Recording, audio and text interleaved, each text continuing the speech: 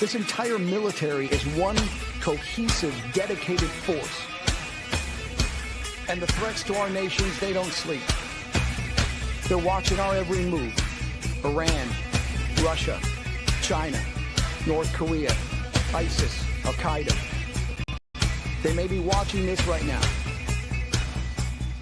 Our military should not be mistaken for a cable news gabfest show. We don't care what you look like. We don't care who you voted for, who you worship, what you worship, who you love. It doesn't matter if your dad left you millions when he died or if you knew who your father was. We have been honed into a machine of lethal moving parts that you would be wise to avoid if you know what's good for you. We will not be intimidated. We will not back down. And it's war. We don't want war. But if you want war with the United States of America, there's one thing I can promise you, so help me God. Someone else will raise your sons and daughters.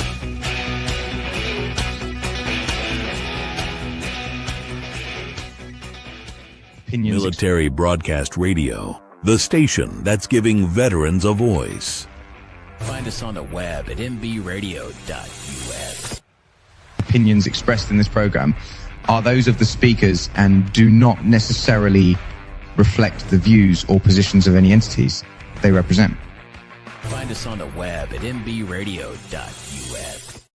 Join Terry with Tracer Rounds every Tuesday at 7 p.m. Central to hear interviews with veteran artists, veteran business owners, and businesses that support veterans. Tune in to see if you're on target. Catch us on Roku, Amazon Fire TV, and MB Radio, giving veterans a voice. Welcome to Tracer Rounds, and I'm your host, Terry, and you're on Military Broadcast Radio, and we are giving veterans a voice today. And the veteran we're giving a voice to is Army veteran Joseph Barnette, and he is with Project Veteran House. And welcome, Joseph. We appreciate you coming to the show today. Hey, no problem. Thank you for having me. I really appreciate it. Yeah, no, I was super excited to have you on. And so I thought we'd just kind of talk about your military service and talk about, what branch and how many years and maybe some of your favorite assignments or what you learned, your MOS, that kind of thing, if you don't mind. Yeah, so if I can start at the beginning. So my father was a Marine Corps veteran. He served in Vietnam. So growing up, he distilled discipline and respect. So that's where me and my sister get that as far as treating people with respect. So he was a mortar. I can't remember the official name, but he passed away in '97 from brain cancer that metastasized from his lungs. He died on Veterans Day. So 11/11/97 is the day that he passed. So it would be, that's the day that he would want to, if that was the case. So he was a very proud Marine. He didn't really like it when I joined the Army, but hey, that's another story for another day. And then to me, so I joined in 1995. I was a 14 Tango, which is a Patriot missile crew member. I also was cross-trained as a 54 Bravo, which was an NBC NCO. We went overseas. I was in charge of telling everybody to go to Mop 4, testing and providing scenarios so that all the soldiers were protected. We were in Kuwait, Iraq waters, came back. I guess one of my favorite assignments was learning the aspect of the NBC, just the chemical aspect, not necessarily the effects on the soldiers, but just learning that aspect of it. Yeah, it's that NBC. There's so much to know about it, because if you do anything Homeland and you're talking about NBC scenarios and you're talking about exposures and you're talking about drift and you're talking about agents, there's so much to learn. It's such a deep dive into biologicals and all those different man-made elements. You just there's so much to learn. I don't know how you could possibly learn it in a lifetime, really. Honestly. No, you can't. And you tell people that didn't serve like NBC, like the news station or the channel. Right. No, it's a big difference. So. Right. What would you say your biggest takeaway from the military is? I know you said you like delving into NBC, but what would you say kind of stuck with you as you made your transition from soldier to civilian? I mean, I would say respect, respecting, the code and respecting your chain of command, um, giving 100% at all times to whatever you're doing. Always said that if ever you work on anything, you should sign off on it. So if you do something, do it with all your heart and 100%. Because if you don't, then you're shorting yourself. Right. I agree with that. And so when you came back, so were you active duty or reserves? I was active duty. Active duty for 4 I years. was sorry. My AIT was at Fort Bliss. Okay. Been there. My first duty station was at Fort Hood, and then as soon as I got to Fort Hood, 6 months later, we were advance party to Fort Bliss, and then from Fort Bliss, that's where I stayed until I got out in '99. Wow, you just really had one duty station. That's Yeah. unusual. Besides, you were deployed, so I guess that's part of it. Yeah, I was this one tour. Right.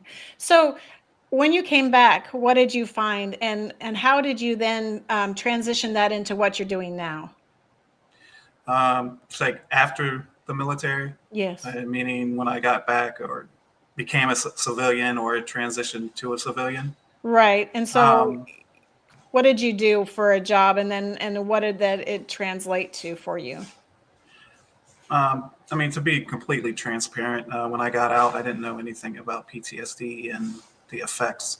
Um, and I tried to take my life a few times. I had multiple hospital stays. And then I finally got admitted to the VA hospital in DC, where I found out I did have PTSD, and the conditions that were there. I vowed to always help veterans and their family members with services that I didn't want to see. Happen to anybody, Yeah. a veteran.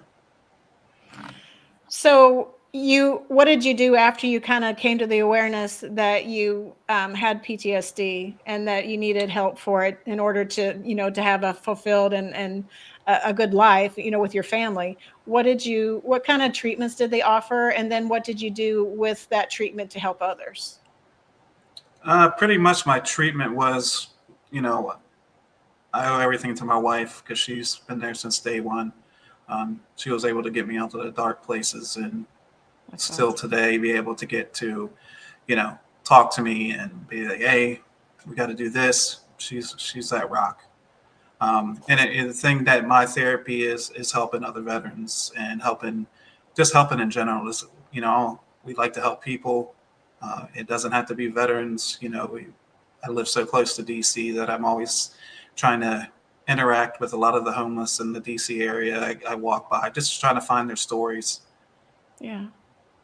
And there are some really interesting stories in those that are homeless, and you never know who you're going to come across, because people can fall. The people that have big high positions can fall really low at times. You never know when when it's going to happen to you. You hope it never does, but sometimes you find yourself in a bad position and you just need some help to get back out of it. Yeah, and I believe that I always say, one of the theories that we believe in is like get your eyes off your phone, look up, because you never know, somebody that's walking by you that's homeless or is everybody has problems. Yes. Talk to them. If saying hi to somebody every day, looking at them in the eye, that means the world to a lot of people. Showing them respect and honor and dignity, regardless of your situation. Yeah, it can change a life. Just Yeah. one positive comment can make somebody's whole day, whole month, whole year for that matter. So just being that positive reinforcement that they need in their time of need, basically. Yes, 100%. So you created an organization called Project Veteran House. And so tell me about that. Tell me how long you've been doing it. Tell me about your mission and then how you got started. Just delve into the details if you don't mind. So Project Veteran House is a little over 3 years old. We just got our 501c3. Project Veteran House is based on 3 missions or 3 set of standards that we distill. The first is for our homeless veterans. We provide temporary housing at local hotels while they're getting into a longer term program. And then with this as well, we have a tiny home project that we have submitted to the local government here, county government. Yeah. It's in the planning phases, but that's very exciting to us. Our second tier is education. I'm a Microsoft certified trainer, so I provide free Microsoft certified training. We provide free vouchers for test taking. We do job placement with partner organizations that have signed on to, once the veterans pass the certification test, that they'll get a contract and a job with the organization. And we just finished. We had a new series, so we at our local college, College of Southern Maryland, we've been doing a welcome intro to IT. This will be our third class, and it's going to be at the end of March and beginning of April. It's going to be based on Microsoft Teams, Excel, and Word. And then, our third piece is the PTSD. We have a partner organization, Miss Nicole's Horseback Riding and Healing Farm in Prince George's County. Mm-hmm. She provides free equine therapy therapy for veterans, first responders. So our give back to her is we go and help volunteer at the farm. So it's not glamorous work, but it's us thanking her for her sacrifice to helping our veterans and our first responders and their families. Well, I find even in the menial tasks with horses, there's like all the world's problems can be solved, honestly. I clean out a stall, and I tell you what, I've just solved every issue I think I've had that day or that month for that matter. It's a time of reflection and problem solving, I think. So yeah, even if it's menial, I think it's a valuable skill to learn. Yeah, and definitely. I mean, I haven't been around horses. Like the first time we visited, I said, that's some big horses. But then she explained to us, and that's what I like about Nicole, Miss Nicole, is like a horse's heartbeat is slower than a human's. So that's where the therapeutic properties come. So it slows down. And then when you're caring for the horses, you're riding, learning how to turn them. It's all part of the therapy piece of it. And that's one thing that we want to promote is therapeutic and natural therapeutic measures, beekeeping. There's all kinds of things that you wouldn't think is therapeutic, but it is. Well, I noticed that you said music too. So do you have someone that does music therapy for veterans as well? So we haven't had anybody sign up. We have music based on, that's one of the coping mechanisms I used when I was going through my dark times. Yeah. Jazz, classical, kind of a nerd, so I listen to drum and bugle corps, but I just love that stuff. And I marched in drum and bugle corps 12th grade year, I think, and a year after. So I love actual music. And, a lot of the programs that we've created and introduced a lot of the issues is, veterans signing up. Because, from experience, we're stubborn and we're like, oh, we don't need help.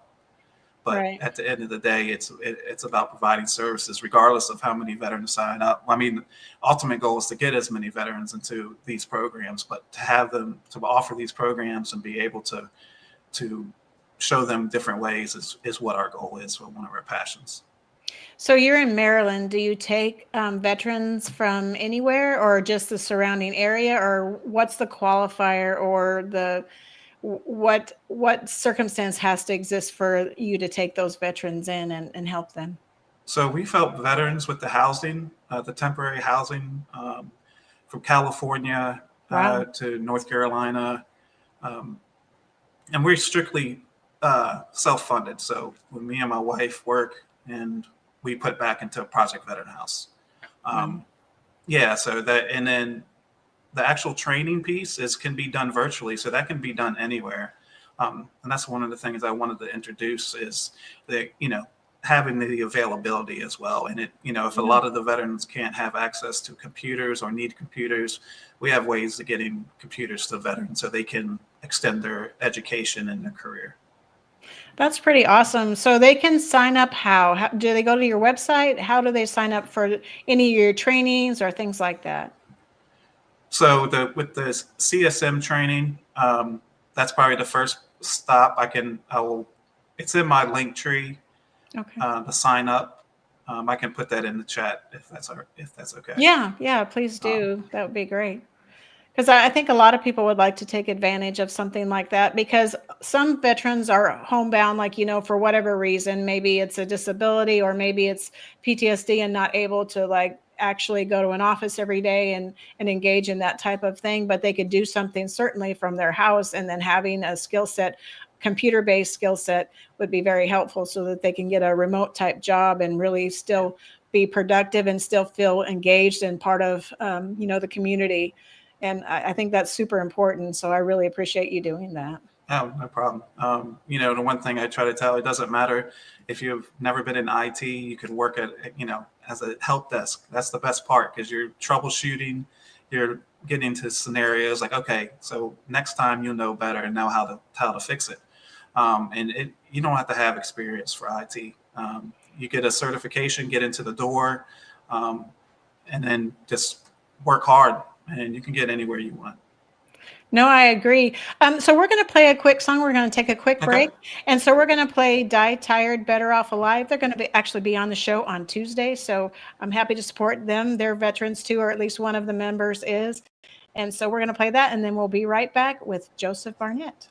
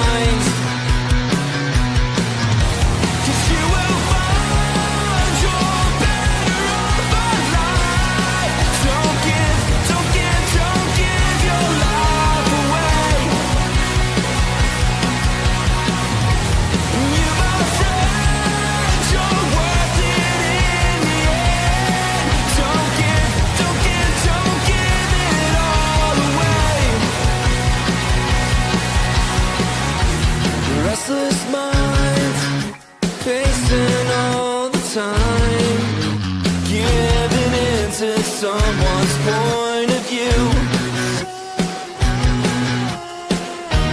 And over time, when you step back from that line, you see you're not alone, and we're all afraid. 'Cause you will find you're better off alive. Don't give your life away. You, my friend, you're worth it in the end. Don't give it all away.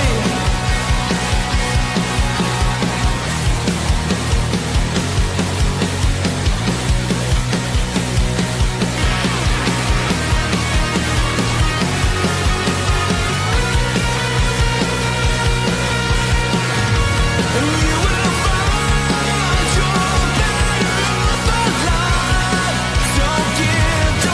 Don't give your life away. And you, my friend, you're worth it in the end. Don't give it all away.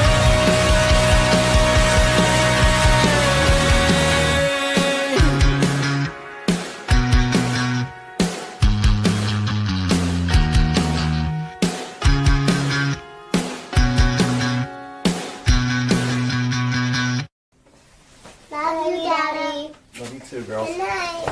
Opinions expressed in this program are those of the speakers and do not necessarily reflect the views or positions of any entities they represent. Find us on the web at mbradio.us. Welcome back to Tracer Rounds. You're on MBR, where we're giving veterans a voice. And tonight's veteran is Joseph Barnette. And we're on a special night. Usually I'm on Tuesdays, but I just had to get Joseph on to talk about Project Veteran House. So I'm so excited to come live on a Sunday when I'm usually on a Tuesday. So welcome, Joseph. Thank you for having me. So we are talking about your nonprofit, and we were talking about the 3 tiers of your service to veterans, which is 1, housing, and 2, education and certification, and 3 is PTSD therapies. And so how did you get started in a nonprofit? I mean, how did you get it off the ground? Because that can't be an easy go. It has to be quite a heavy lift to get something like this in place. Well, when you're passionate about something, I just told my wife, I said, you know what, I'm gonna start Project Veteran House. So I just paid for it to, get because it's a corporation at first, not a corporation until you get to your 501c3. So I just did it, and just from passion and drive. It to me, it wasn't that hard of a process, because one, we were self-funded, and we provided the transparency and everything to the IRS, if that makes sense. So I saw you had a clothing drive. Do you do other fundraisers during the year to help raise funds for your nonprofit? Because it's hard for it all to come out of your pocket. Oh yeah, it is. We were supposed to have, the axe throwing. We had a partnership with a local veteran-owned organization, Bad Axe Throwing. Love it. But we didn't get the minimum amount of participation to be able to rent the space. So yeah, but that's all right. Said it here or there, just like anything else. I'll take the blame for it. I should have done some more marketing. I should have put it out, word of mouth. But again, that's not going to deter us just because of one event doesn't go the way we want. The clothing drive is year round. It's called the 6 Points of Survival. So a lot of the homeless veterans that we deal with, they don't have hats. They, because we want to provide a hat, gloves, socks, sleeping bag, a backpack, and then essentials, female essentials, survival stuff. So that goes year round. The organization I work for during the day, American Petroleum Institute, they've actually sponsored this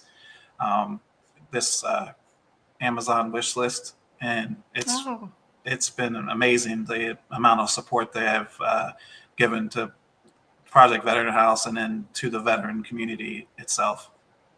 So where would somebody find this list on Amazon if they wanted to donate to, to buy something to donate to veterans that you're serving? Yeah, it's all within my link tree. I have the link tree will have the donations, and then all my social media accounts within there. And like I said, I can put it in the chat for everyone that's interested. Put it in the chat. That way everyone will have it, and then they can. Amazon is so easy anymore. Like Amazon probably shows up to my house every other day. I don't know if that's a good thing or bad thing, but it's convenient, right? So it's an easy way to support a nonprofit too, by just having an Amazon wish list, because people just, as they're ordering their own stuff, can say, oh, let me go shopping for veterans. And so I think that's a really good way to do it without like making somebody go to the store and pick up all the items and then drop ship them themselves. So Amazon, I think, is filling a need and a valuable, a valuable process to get you help and to get the veterans help. So you said that you were planning a tiny home village. Do you have land, or do you have a place where someone's donated something? So I have a project plan. Project plan is based on the 4 elements: earth, wind, fire, and water. Yeah. And it all would be like a therapeutic properties around each element. There's a couple abandoned buildings or near parks, so it would be efficient, or it'd be the best place to have something like this, because you need something that's therapeutic, not around anything that could cause issues, liquor stores or anything like that. But the hardest part is actually getting the approval to go ahead and build the tiny home community. I've had a lot of support with construction companies, wanting to build these homes as long as you find property. And one of my biggest things is I talk about all the time. I just get, sometimes I can't talk to people, if that makes sense. I talk a lot, but sometimes it's like asking for things. Yeah, it's hard. It's hard to ask for Very things. difficult, yeah. And especially being a nonprofit, the hardest part is we have a nonprofit, and there's so many bad nonprofits that make it bad for the ones that work hard and want to provide a service and help the veterans and help their families. Right. And you do help the veterans with families too. So if a veteran is homeless and he has a family, you find resources for the family too. Is that correct? Yep. And this, just to add on to this, one of the things that we just signed up, Navy Federal Credit Union, we've partnered with them for a 1-day financial seminar for free for veterans. Nice. It's coming up, I think, middle of this month or March. So we're excited about that. Just having the aspect of financial responsibility. I wish I had a little more when I got out. So Yeah. again, these are programs that might not necessarily help one veteran, but it can help another one because everyone has their own problems and things that they deal with on a daily basis. So will that be a virtual hosting of that financial thing, or will it be in person, or can it be both? Because if somebody wanted to jump on a stream and listen to that advice, could they do that? It's in person, but I could talk to them, and I could bring my computer and a camera, but they would have to sign a consent form. That's the only thing. But it is in person. But there's other things down the road that we're working on financial wise. So it's exciting. Just be on the lookout. Yeah, no, it is exciting. So if like somebody, I was trying to ask too many questions. The one question I really want to know is, what do you find is the greatest need for veterans? Is it shelter? Is it a job? Is it training? What do you find is the greatest need? The greatest need so far with our experiences is the homelessness, Yeah. and then the drug and alcohol addiction. So that's one of the things about what we want to create is, drug and alcohol. We're that organization on the streets, like saying, listen, we need to get this fixed first before you can do anything. So level one, get their alcohol and drug addiction taken care of, then they can transfer into Project Veteran in the House. And the whole goal is to be holistic. There's a lot of programs that just do one thing and that's it. We want to make it holistic. So once these veterans come through the program, they can start helping other veterans that come in the program that are having issues, and they can build that camaraderie and build that familyness, that brotherhood, that sisterhood that we had when we were serving. Yeah, a lot of people that get out of the military find they're missing that community, the community they once had in the military, and those shared experiences they don't find necessarily outside in the civilian world. Sometimes they do, but not the same. And so I think when you're talking about building the network of or community with what you're doing, it's that peer-to-peer connection that makes all the difference. Because if you have accountability with a partner of some kind, like somebody that's walking the program with you or in the program, and maybe in another avenue, maybe in another tier, but you can still communicate and still help each other. I think that's really important, because really you still need a battle buddy. Even if you're outside the military, you still need someone that'll keep you accountable, or at least check on you and ask, how you doing, and just really engage with you and make sure that you're okay. And I think another thing too, we volunteer at the Charlotte Hall Veterans Home in Charlotte Hall, Maryland. There's a lot of Vietnam era, World War II, that are forgotten, and it's sad. So there has so many wonderful stories. This is we shouldn't be forgetting about these veterans. We always enjoy going, because when we used to do bingo on Thursday, and they got so competitive. It was some of the most entertaining bingo sessions I ever had in my life.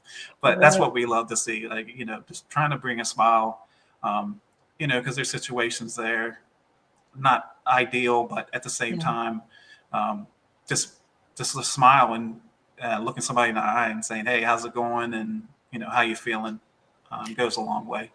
Yeah, no, I agree. And sometimes just acknowledging and just chatting with people is all they really need. Like That's talk therapy. Yep. Yes, yeah, exactly. Because I noticed that was one of your tiers. You had equine, music, talk, and you had mentorship, and then holistic.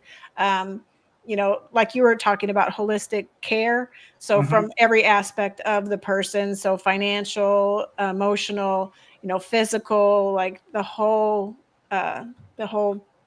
component of being a Yeah, person. definitely. Yeah. And that's the holistic aspect of it is, you know, a veteran might be in the financial program, but he could help out another veteran that's in the homeless program. Like he has a job or a company. So it's all about putting the dots together. You know, putting veterans that have resources that want to help and build that team again. That's the whole vision.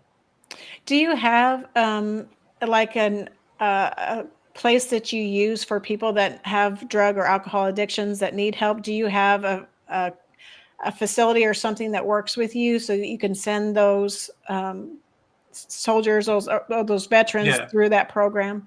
There's a couple programs in Baltimore that we use for that reason. One is Baltimore Project Baltimore. So they pretty much take the veteran in at his lowest, get him the treatment, and then train him on survival skills, life skills, job skills. And then during this time while they're there, they get a portion of what they make is put into like a savings account. So when they leave, they'll have a nest egg. And then they're not going to just leave, they have to go through the process, but they want it so that when they get out, they'll have something to go back to make it better for themselves and their lives. So do they have to pay for those programs, or is it No. something the VA pays for, or how does that work? Yeah, so the programs are free of charge to the veteran. Wow, that's awesome. Yeah. Because that stops a lot of people because they're worried about insurance, or they're worried about pain, or they're worried about having, to deal with a bunch of paperwork to get in. Like they feel like the bridge too far. When you're in the throes of being at your rock bottom, everything is too hard. Everything is a struggle. And so you just kind of give up, and you're just like, it's too much.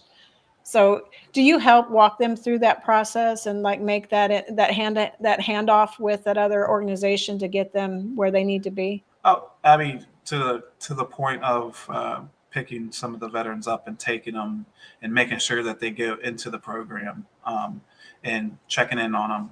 The whole point is the handhold, but at the same time, eventually release the handhold so they can be self-sufficient. And really, that's what they want at the end of the day. They just need some help getting back to a place that's good. And then you can, like you said, Jen, release the handhold and just do a handshake and then let them take on from there.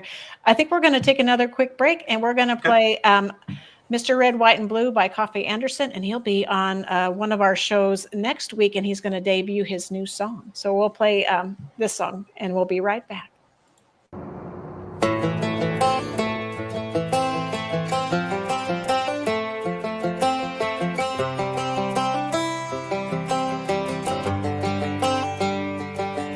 It's the guts and it's the glory, 100 stripes, 100 stories.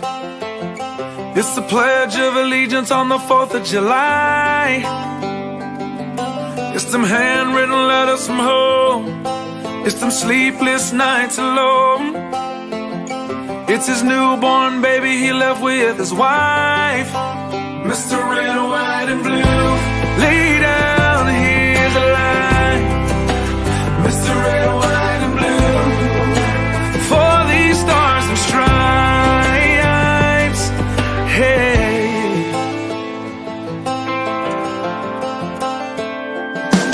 From the fields of Indiana to the swamps of Louisiana to the golden coast of California,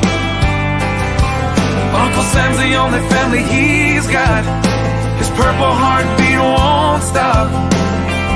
And his 18th birthday was the day he was born. Mr. Red, White, and Blue, lay down, hear the light. Mr. Red, White, and Blue, for these stars and stripes. Mr. Red, White, and Blue, stand on the front line. Mr. Red, White, and Blue, pay the ultimate price.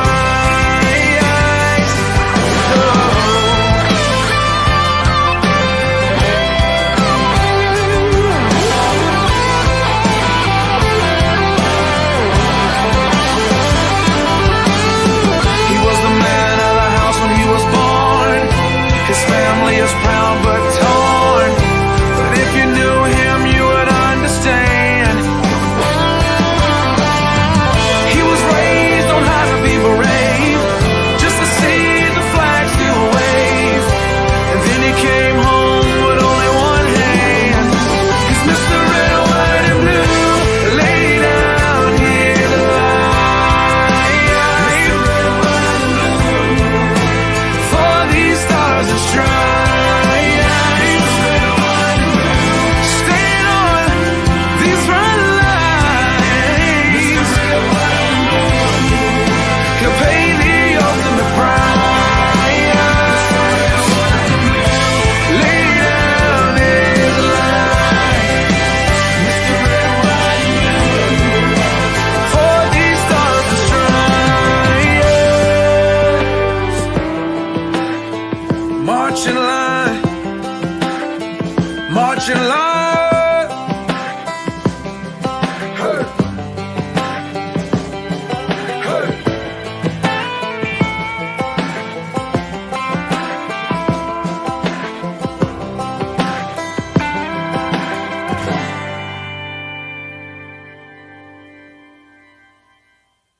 Opinions expressed in this program are those of the speakers and do not necessarily reflect the views or positions of any entities they represent.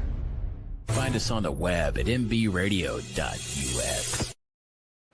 Welcome back to Tracer Rounds on a special night on a Sunday, because we have a special guest, Joseph Barnette, in studio with us tonight. And he is with Project Veteran House, and he is executive director. And you are the chief bottle washer and everything else in between too, aren't you? Oh yeah. Oh yeah. You take on multiple roles doing nonprofit work, Yeah. right? So what can you tell us that you haven't already told us about your nonprofit? Because I really want to get your message out there and about how veterans or how people can actually support you and engage with your platform. I did put your link tree in the comments so that anybody can copy that down or click the link and save it. And so we appreciate that. And we really do want to support you. So I'm glad that you put that in there, and you've got your Amazon link too, because like I said, that's an easy thing to do.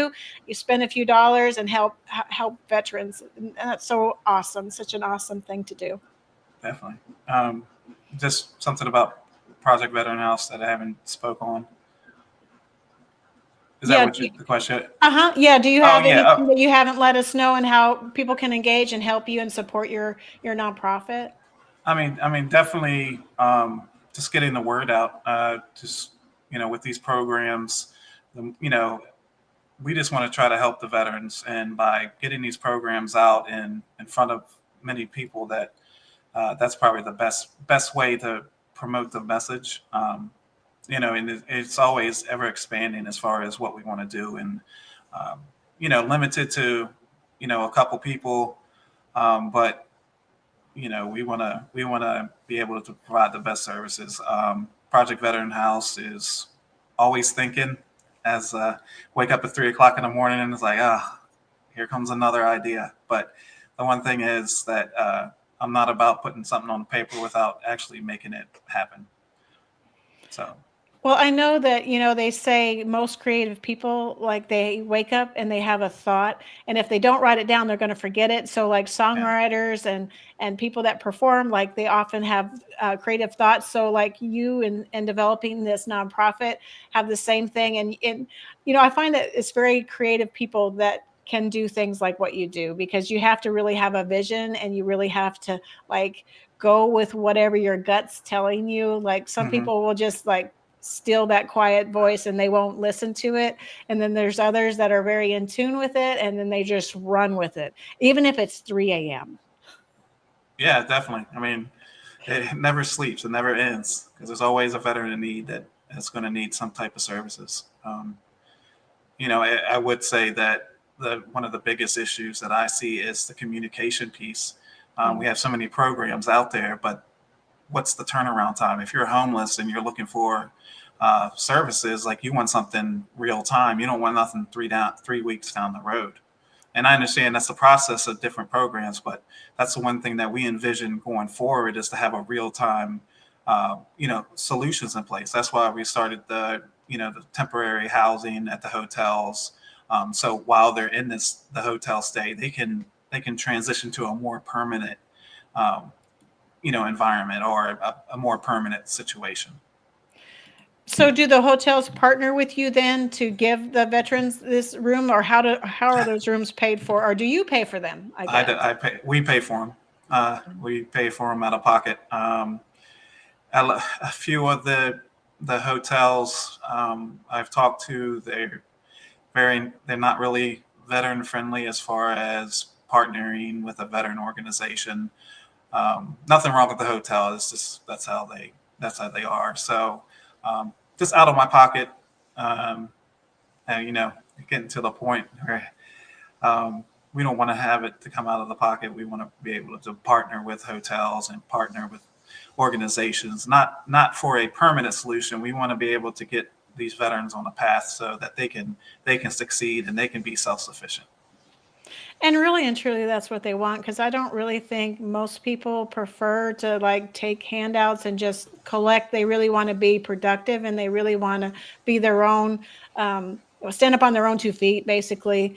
And so, you just giving them a leg up is really just, in fact, what they do need. They don't really want, to be having to have this help. But for a time, I'm sure they're happy to have it. That's just not what they want to do long term. They really want to stand on their own 2 feet and be successful in learning a new skill and learning a trade, and taking care of their family and themselves. Yeah, I mean, most definitely. How many veterans would you Go say? ahead. Sorry. How many veterans would you say have run through your program or are running through your program? Since I would say close to probably 25 to 30 veterans that we've helped personally. And then, with our donations that we get from the Amazon, the wish list, that was over 200 items that we got donated. Wow. So that's amazing. Thank you. So what's the greatest need that you're currently seeing in your programs? I would say housing. I would say just having some type of reliable housing. Just housing. Housing. I mean, the education and then career piece is important too, because a lot of the veterans are dependent on being 100% disabled. Yeah. And that's their main. And then that's another frustration that I see all the time. It's like, oh, I'm gonna get to 100%. Like, and these companies are taking their money. Thousands of dollars, and that's the frustrating part, because they don't have the money to be able to spend $1,000 so that they can get you a decision, which usually doesn't happen. So that's just what I've experienced with the veterans, and it's all about being transparent and being to provide transparency, and these programs that don't let them waste resources. So a lot of the programs, if they run out of funding, they should have something saying, hey, this program, the grant ran out, don't come 45 minutes down the road and try to get here. I think it's all about visibility. Communication is huge. Well, it's illegal for them to make them pay to file a VA claim. I mean, like, that's illegal. Oh, yeah. So do you have a VSO that you maybe bring in to kind of educate your veterans as to how the process works, and then to help them navigate that system to get their claims in? Well, so with everything else that I'm doing, I'm a member of the Charles County Commissioner of Veterans Affairs. So that's been a very interesting time since I've been there. Just being able to help, and there's a couple of VSOs that are members with myself, and that's what they do. So I referred a couple to them, and they're able to get them headed in the right direction.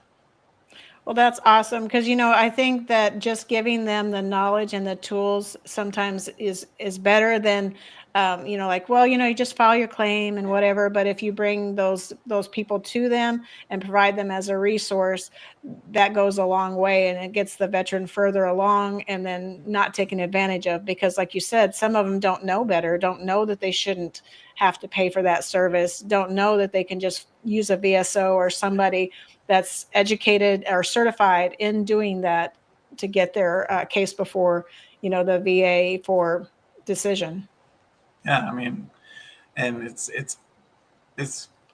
upsetting because the organizations that are doing this and charging the vets are like, oh, we're vet friendly, but you don't know that vet's situation. If they're almost homeless, they're not going to be able to afford $1,000, and then 500 every 6 months or whatever the fees are.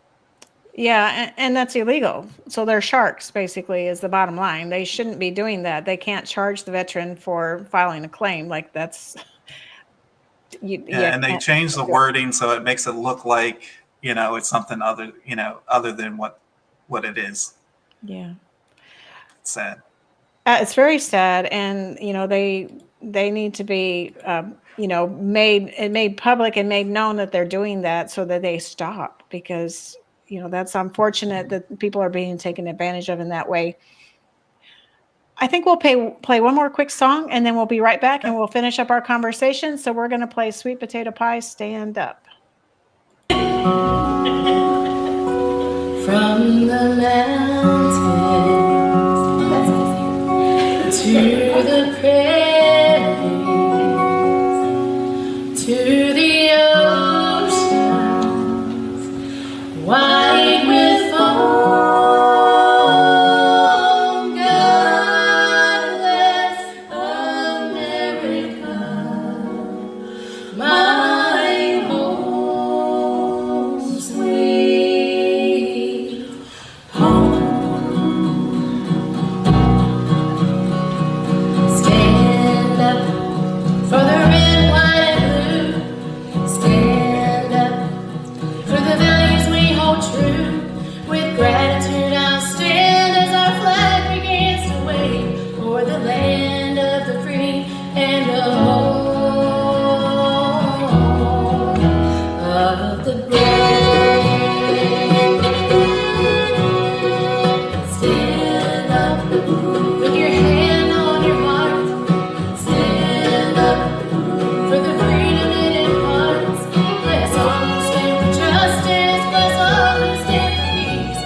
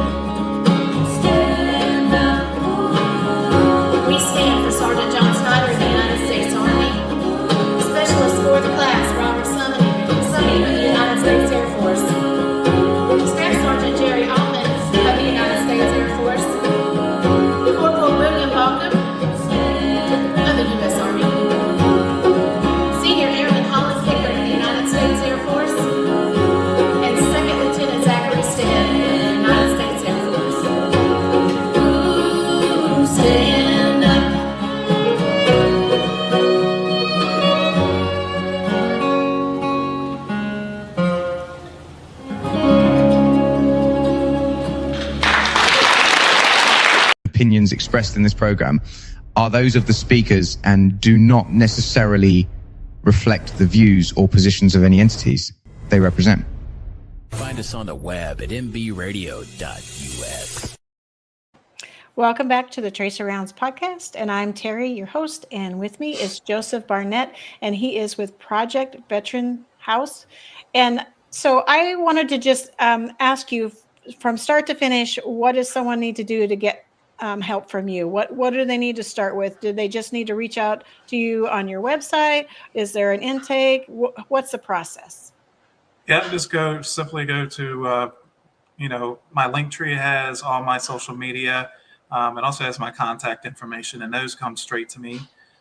So if you or anybody needs assistance, please reach out, call, text, and I'll get back to you within an hour. That's quick service, I'm telling you. Yeah.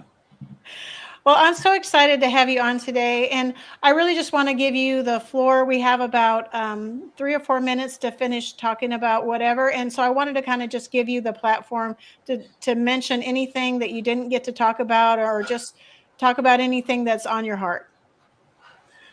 Yeah, definitely. I mean, so for the past couple of weeks, I didn't know. So TikTok has a veteran following. And I got into this group, and it's an amazing group and I don't know if I can say the name, but it's that camaraderie. Everyone in this group helps each other. And I did not know that this existed. This is something that everyone that would want to do this, or a veteran suffering, it doesn't matter what the situation, they're in there as a family. And I love what they're doing, their mission. And there's many things out there that people don't know about. And I think that's what it comes down to, making sure that the veterans and their families know about these resources. You bring up a good point. I had she was a VSO, and now she just helps people with their claims, just because she was certified, and so she doesn't charge for her services. She just helps them move their claims along, just kind of gives them information. Mm-hmm. And she was talking about the VA, and she was talking about that there's a VA resource guide that the VA won't put in their lobbies. They put them behind the desk, so the veteran really doesn't even know they're there, and they have to know to ask for them so that they can bring this resource out and find out all the things that are available. So I think the more you and I and other veterans and in our communities share resources, share the information, that we're going to get veterans more help. Because if you don't know what you don't know, so you don't know a service or something you can tap into is out there, you're not going to know to ask, and you're not going to get that help that you could be getting if you would have known.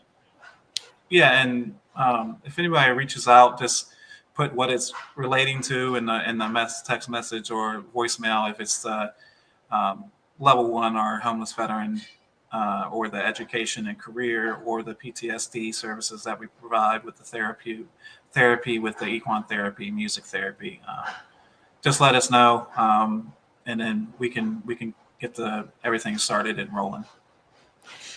I really appreciate everything that you're doing, because I know that it's really hard to be a nonprofit, and especially when you don't have a lot of the community support as yet, because, like you said, you're kind of still in your growing phase, and you've been in business, you said, for 4 years? 3 years. 3 years. Three and a half, yeah. We're already advancing to 4. We know you're going to be around. So we're already giving you that 4th year, giving you the credit.